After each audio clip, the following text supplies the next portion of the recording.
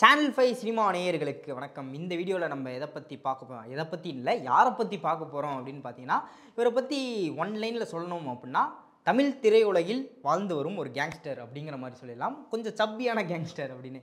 S, Karthik சுப்ராஜோடைய பிறந்தநாள் இன்னைக்கு. So அவருடைய ஒரு ஸ்பெஷல் வீடியோவாக தான் இந்த வீடியோ வந்து இருக்க போகுது அப்படிங்கிறத இங்கே நான் சொல்லிடுறேன். கார்த்திக் சுப்ராஜ் அப்படின்னு சொன்னீங்கன்னாலே இப்போ ரீசெண்டாக நிறைய வீடியோஸ்லாம் வந்து நீங்கள் இன்ஸ்டாகிராமில் பார்த்துருப்பீங்க. அதாவது நாளைய இயக்குனர் அந்த ஷோவில் இருந்து நிறைய டேரக்டர்ஸ் வந்து தமிழ் சினிமாவுக்கு வந்திருக்காங்க அப்படிங்கிற மாதிரி. அப்படி வந்த டேரக்டர்ஸோட ஒரு முன்னோடி அப்படிங்கிற மாதிரி நம்ம கார்த்திக் சுப்ராஜை சொல்லலாம். ஏன்னா ஸ்டார்டிங் ஸ்டேஜில் தமிழ் சினிமாவுக்கு வந்த நாளைய இயக்குனரில் இருந்து தமிழ் சினிமாவுக்கு வந்த ஒரு டைரக்டராக நம்ம கார்த்திக் சுப்ராஜ். அவர் மட்டும்தான் வந்திருக்காரா அப்படின்னா அப்படி கிடையாது. அவருடைய டீம் ஒன்று இருக்குது. யார் யாருன்னா விஜய் சேதுபதி, பாபி சிம்ஹா, அப்புறம் வந்து அந்த டீமில் நம்ம சந்தோஷ் நாராயணனையும் கூட சேர்த்துக்கலாம். அந்த ஒரு டீம் செஞ்ச ஃபஸ்ட்டு தரமான சம்பவமாக தான் வந்து நம்ம பீஸா படத்தை வந்து இங்கே பார்க்கலாம். டோட்டலாகவே இப்போது அவருடைய படங்கள் அப்படின்னு யோசிச்சோம்னாலே நமக்கு ஒரு கேங்ஸ்டர் படம், பக்காவான ஒரு ஆக்ஷன் பேக்டான ஒரு கேங்ஸ்டர் படம் அப்படின்னு தான் இருக்கும். ஆனால் இந்த பீஸா படம் பார்த்தீங்க அப்படின்னா டோட்டலாக வேறு ஒரு ஜானரில் இருக்கும். ஒரு ஹாரர் த்ரில்லர் வைப்பில் வந்து இந்த பீஸா வந்து இருந்திருக்கும். அப்படி இருந்தால் என்னடா இது அவர் படம் மாதிரியே இல்லை அப்படிங்கிறது மாதிரி இருந்தாலும் ஃபஸ்ட்டு படம் எல்லா டேரக்டருக்குமே வந்து ஒரு ப்ரூவ் பண்ணக்கூடிய ஒரு சான்ஸ் இருக்கும் இல்லையா? ஸோ ரிஸ்க் எடுக்க வேணாம் அப்படின்னு நினச்சாரோ என்னமோ ஒரு அப்போது ஒர்க் ஆகிக்கிட்டு இருந்த ஹாரர் ஜானர் வந்து சூஸ் பண்ணியிருக்க வாய்ப்புகள் இருக்குது. அப்படி இருந்தாலும் அந்த ஜானர் அந்த ஃபஸ்ட்டு படத்தை வந்து அவரோட பேர் பயங்கரமாக ரீச். யாருப்பா அந்த பையன், எனக்கே அவரை பார்க்கணும் போல இருக்கே, கார்த்திக் சுப்ராஜா, ஓகே சூப்பராக பண்ணியிருந்தார் அந்த படம் அப்படிங்கிற மாதிரி அந்த பீஸா படத்துலேயே ஒரு ரீச் வந்து வேறு லெவலில் இருக்கும். அதுலேயும் அந்த action scenes, love scenes, thriller, comedy எல்லாத்தையும் வந்து சூப்பராக ஜகில் பண்ணியிருப்பார் அப்படின்னு சொல்லலாம். ஸோ பீஸாவில் ஆரம்பித்தது ஃபஸ்ட்டு சம்பவம். அதுக்கு அடுத்தே வந்து இப்போ நான் கொடுக்குறேன் பாரு என் ஸ்டைலில் ஒரு படம் அப்படின்னு சொல்லிட்டு இறக்குன ஒரு படம் தான் வந்து ஜிகிருதண்டா. ஸோ இப்போ வரைக்கும் நம்ம யோசிச்சு பார்த்தோம் அப்படின்னா கேங்ஸ்டர் படம்னாலே நமக்கு டக்குன்னு இந்த படம் வந்து மைண்டில் வந்து நின்றும். அப்படி ஒரு கல்ட்டு கிளாசிக்கான படம் வந்து ஜிகிருதண்டா. அதுக்கடுத்து இவரோட ஒரு ட்ரேட்மார்க் மாதிரியே கூட ஆயிடுச்சு அப்படின்னு வைக்கலாம்.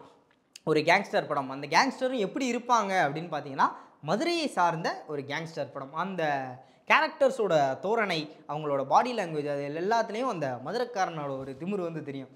என்ன வணிரவணி அவனுங்களை நம்ம ஓட ஒண்ணுண்ணே, நீ என்ன ஓடி ஒளி சொல்ற? அவனுங்களை இப்போ போய் நான் செஞ்சுட்டுமானே அடுத்ததாக பார்த்தீங்க அப்படின்னா இவருடைய கதைகள் எல்லாத்துலேயும் கேரக்டர் அப்படிங்கிற ஒரு விஷயம் வந்து முக்கியமாக இருக்கும். நான் சொன்னேன் இல்லையா, அந்த மதுரைக்காரங்களோட தோரணை வந்து தெரியும் எல்லா இடத்துலையும் அப்படின்னு சொல்லிட்டு.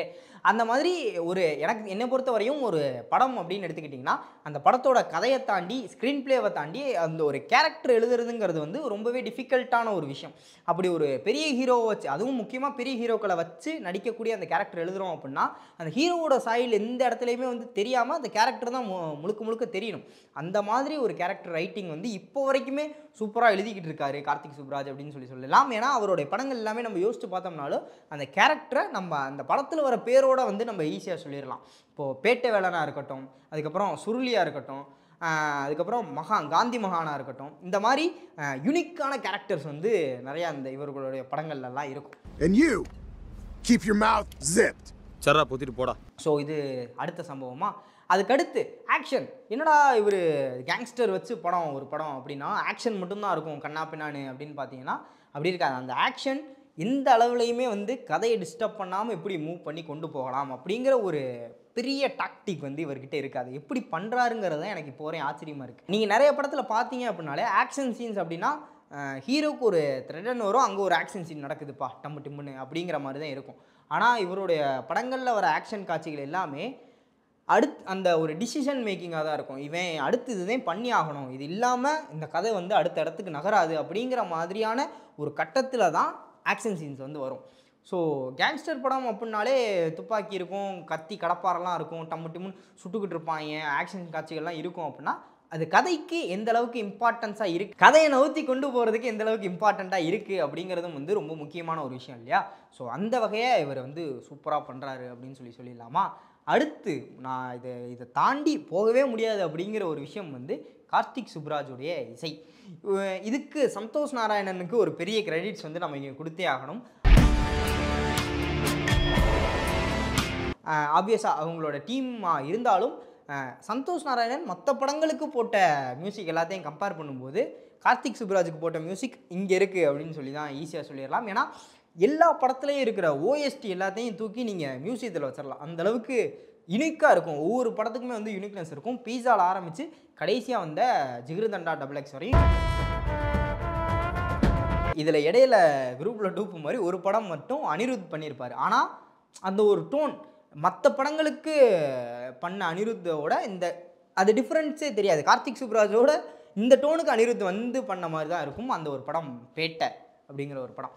ஸோ தெரில தலைவருக்குங்கிறனால அனிருத் போனாரா இல்லை என்ன அப்படிங்கிறது தெரில. அதுவும் சந்தோஷ் நாராயணன்ட்ட கொடுத்துருந்தா வேறு மாதிரியான ஒரு அவுட்புட் வந்திருக்கும் பேட்டைக்கு அப்படிங்கிறது என்னுடைய கருத்து. நீங்கள் என்ன நினைக்கிறீங்கிறதையும் கமெண்ட்டில் சொல்லிடுங்க. அதுக்கப்புறம் இந்த மியூசிக் சொன்னேன் இல்லையா, எல்லா ஓஎஸ்டியும் தூக்கி நான் சொன்ன மாதிரி மியூசியத்தில் வச்சிடலாம். அந்தளவுக்கு யூனிக்காக இருக்கும். மியூசிக்கை தாண்டி வேறு என்ன இவர் கதையில் அப்படின்னு பார்த்தீங்கன்னா காதல், கார்த்திக் சுப்புராஜின் காதல் அப்படிங்கிற மாதிரி நம்ம இதையே ஒரு தனி செக்மெண்ட்டாக டாப்பிக்கை எடுத்து கூட பேசலாம். அந்தளவுக்கு நிறைய படங்களில் லவ் வேரியேஷன்ஸ் வந்து அதிகமாக இருக்கும். அந்த கேரக்டரோட டெப்த்தை அந்த லவ் வந்து காட்டும். எனக்காவது அது மாறிடும்னே, நீ எடுத்துகிட்டு இருக்க இந்த படம் அது மாற்றிடும்னே. முக்கியமாக நான் இதை எந்த படத்தில் அட்ரஸ் பண்ணணும்னு விரும்புகிறேன் அப்படின்னா இறைவி அப்படிங்கிற ஒரு படம் வந்து பண்ணியிருப்பாப்புல. நான் எப்படி பீஸா சொன்னனோ ஒரு கேரக்டர் இவரோட ஜானர் தாண்டின ஒரு படமாக வந்து பீஸா சொன்னனோ அதே மாதிரி இவரோட ஜானர்லேயே இல்லாத இன்னொரு படம் தான் பார்த்தீங்கன்னா இறைவி அப்படிங்கிற ஒரு விஷயம். அதில் ஃபுல் அண்ட் ஃபுல் ஃபோக்கஸ்ட் வந்து இந்த மேல் சாவனிசம் அப்படிங்கிற ஒரு விஷயம் இருக்கு இல்லையா, அந்த ஒரு விஷயத்த போகிற போக்கில் வந்து சொல்லிட்டு போயிருப்பாங்க எல்லா வகையிலையும். அதில் குறிப்பாக ஒரு டைலாக் கூட நம்ம எஸ்.ஜே. சூர்யா அவர்களுக்கு வந்து வச்சுருப்பாங்க. இந்த படத்தில் லவ் அப்படிங்கிற ஒரு போர்ஷன், ஒரு எமோஷன் வந்து ரொம்ப ஸ்ட்ராங்காக வந்து ப்ளே ஆகிருக்கும். அதை எப்படி கன்வே பண்ணியிருந்தாரு அப்படிங்கிறதான் வந்து அந்த படத்தில் மேட்ரு. நிறைய பேர் பார்த்துருப்பீங்களா அப்படிங்கிறது வந்து தெரியல. பார்க்கல அப்படின்னா மறக்காமல் செக் பண்ணி பாருங்கள். கார்த்திக் சுப்புராஜோடைய படங்களில் மஸ்ட் வாட்ச் இறைவி. பொறுத்துக்கிறதுக்கும் சகிச்சுக்கிறதுக்கும் நம்ம என்ன பொம்பளையா? ஆம்பளை மாமா. இவர் தான் இதை பண்ணாரா அப்படின்னு தெரியாத ப்ராஜெக்ட்ஸ்லாம் வந்து நிறைய இருக்குது. அது என்னன்னு பார்த்தீங்கன்னா முக்கியமாக ஒரு படம் பிரபுதேவா வந்து ஒரு ஹாரர் படம் வந்து நடிச்சிருக்காரு. தேவியா அப்படின்னு கேட்பீங்க, தேவி கிடையாது, மெர்க்குரி அப்படிங்கிற ஒரு படம் வந்து வந்துருந்துச்சு. கிட்டத்தட்ட ஒரு சைலண்ட் ஃபிலிம் அந்த ஒரு ஜானருக்குள்ளே தான் அந்த ஃபிலிம் வந்துச்சு. சைலண்ட் ஹாரர் ஃபிலிம் அப்படிங்கிற மாதிரி நிறைய பேர் பார்த்துருப்பீங்க. சன் டிவிலாம் அடிக்கடி விளம்பரம் போட்டுக்கிட்டு இருப்பாங்க முன்னாடி வந்த பூஸில் மெர்க்குரி அப்படின்னு சொல்லி. ஆனால் ரீச் வந்து அந்த படத்துக்கு அந்தளவுக்கு இல்லை.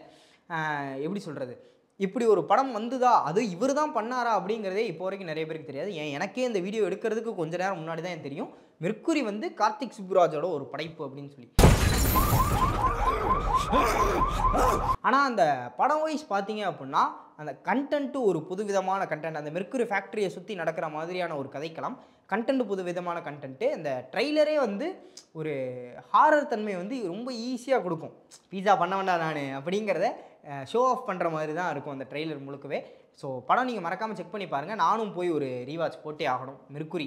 அதுக்கப்புறம் நோட்டீஸ் பண்ணக்கூடிய ஒரு ப்ராஜெக்ட்ஸ், முக்கியமான ஒரு ப்ராஜெக்ட் இவரோடது. ஆனால் தெரியப்படாத ப்ராஜெக்ட்னு பார்த்தீங்கன்னா நவரசால வந்து பீஸ் அப்படிங்கிற ஒரு எபிசோடு வந்து இவர் டைரக்ட் பண்ணியிருப்பார். அதில் என்ன அப்படின்னு பார்த்தீங்கன்னா இந்த இலங்கையில் நடந்துச்சு இல்லையா அந்த தமிழில் பிரச்சனை, அங்கே நடக்கக்கூடிய ஒரு இன்சிடெண்ட்டை ஒரு கதை மாதிரி வந்து பண்ணியிருப்பாங்க. ரொம்ப சூப்பராக இருக்கும்.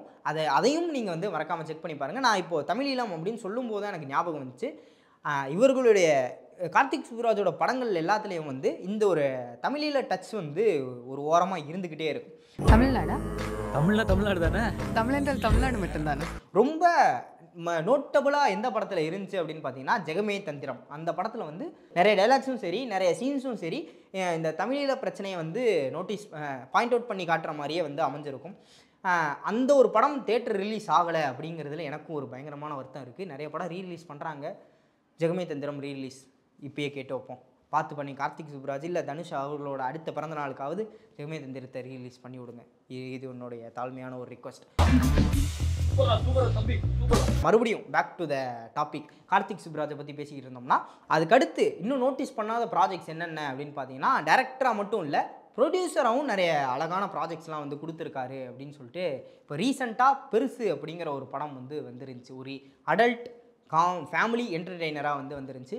அதுவும் அவருடைய ஸ்டோன் பெஞ்ச் ப்ரொடக்ஷன் தான் வந்து பண்ணியிருந்தாங்க. அதுக்கப்புறம் 777 சார்லியை வந்து தமிழில் இவங்க தான் வந்து ரிலீஸ் பண்ணுறதுக்கு அந்த ஒரு வேலையை வந்து பார்த்துருந்தாங்க. அது இல்லாமல் ட்ரிபிள்ஸ் அப்படிங்கிற ஒரு வெப் சீரிஸ் வந்து இவங்க தான் பண்ணியிருந்தாங்க. அதுவும் ஒரு பயங்கர ஃபன்னாக ஹியூமரஸான ஒரு வெப் சீரிஸ். நம்ம ஜெயிலா வந்து நடிச்சிருப்பாப்ல.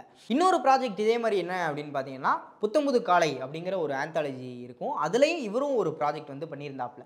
அந்த ஒரு ப்ராஜெக்ட்டும் ரொம்ப சூப்பராக இருக்கும். அதுக்கப்புறம் இன்னும் நிறைய முக்கியமான ப்ராஜெக்ட்ஸ் இவர் ப்ரொடியூஸ் பண்ணது அப்படின்னு பார்த்தீங்கன்னா நம்ம கீர்த்தி சுரேஷ் நடிச்சிருக்க பென்குயின் அப்படிங்கிற ஒரு ப்ராஜெக்ட் வந்து இவர் ப்ரொடியூஸ் பண்ணியிருந்தார். அது மட்டும் இல்லாமல் நம்ம வைபவ் அவர்களுடைய நடிப்பில் வந்த மேயாதமான் அதுவும் நம்ம கார்த்திக் சுப்ராஜோடைய ப்ரொடக்ஷனுக்கு கீழே தான் வந்துருந்துச்சு. ஸோ ப்ரொடியூசராக டைரக்டராக அப்படின்னு சொல்லி இந்த ஆர்ட்டுக்காகவே வாழ்ந்துக்கிட்டு இருக்க ஒரு மனுஷன் அப்படிங்கிற மாதிரி சொல்லலாம். ஆர்ட்டை வந்து எப்படி ஆர்டிஸ்டிக்காக அது மட்டும் இல்லாமல் கமர்ஷியலாக மக்கள்கிட்ட கொண்டு போய் சேர்க்கறதுங்கிறது இவர் டைரக்ட் பண்ண அப்புறம் ப்ரொடியூஸ் பண்ண எல்லா ப்ராஜெக்ட்ஸ்லேயுமே வந்து நம்மளால் பார்க்க முடியும் அப்படின்னு சொல்லிட்டு நம்ம ஈஸியாக சொல்லிடலாம். கடைசியாக வந்த ஜிகிருதண்டா XX இந்த ஒரு எக்ஸ்ப்ளனேஷனுக்கு ரொம்ப எப்படி சொல்கிறது ஒரு எக்ஸாம்பிள் எடுத்துக்காட்டு மாதிரியான ஒரு ப்ராஜெக்ட் அப்படின்னு சொல்லி ஈஸியாக சொல்லிடலாம். அதில் ஒரு ஃப்ரேம் வரும் இல்லையா, ஒரு டைலாக் வரும் இல்லையா, ஆர்ட் சூஸ் யூ அப்படிங்கிற மாதிரி. அந்த மாதிரி ஆர்ட் சூஸ் பண்ண ஒரு கேரக்டரை தான் ஒரு உருவமாக தான் நான் வந்து கார்த்திக் சுப்ராஜை வந்து பார்த்துக்கிட்டு இருக்கேன். ரெடி ஆகிக்கிட்டு இருக்கு, பயங்கரமாக ரெடி ஆகிக்கிட்டு இருக்கு ரெட்ரோ. அது எந்த மாதிரியான ஒரு சம்பவமாக வரப்போகுது அப்படிங்கிறத நம்ம பொறுத்திருந்து பார்த்து தெரிஞ்சுக்கலாம். அவ்வளோதான் கைஸ், இந்த வீடியோவோட நிறைவுக்கு வந்தாச்சு. கடைசியாக என்னுடைய விஷஸை வந்து நான் சொல்லிடுறேன். Happy birthday Tamil cinemas gangster அப்படின்னு சொல்லி. உங்களில் எத்தனை பேர் கார்த்திக் சுப்ராஜ் சாரோட மிகப்பெரிய ஃபேன், அவருடைய படங்களில் நான் இப்போ மறுபடியும் போய் ரீவாட்ச் போட போகிறேன்ப்பா அப்படிங்கிற மாதிரி உங்களுக்கு எந்த படம் வந்து க்ளோஸ் டு த ஹார்ட் அப்படிங்கிறத மறக்காமல் கீழே கமெண்ட் பண்ணிட்டு போங்க. நான் வந்து ஜெகமே தந்திரத்தை ஒரு ரீவாட்ச் வந்து போட்டு வந்துடுறேன். ஸோ இதே மாதிரி இன்னொரு ஆசமான வீடியோவில் உங்களை வந்து சந்திக்கிற வரை விடைபெற்றுக் கொள்வது நான் உங்கள் விஜய் கிருஷ்ணா. சைனிங்கா. சோழர் பரம்பரையில் ஒரு லண்டன் தாதா.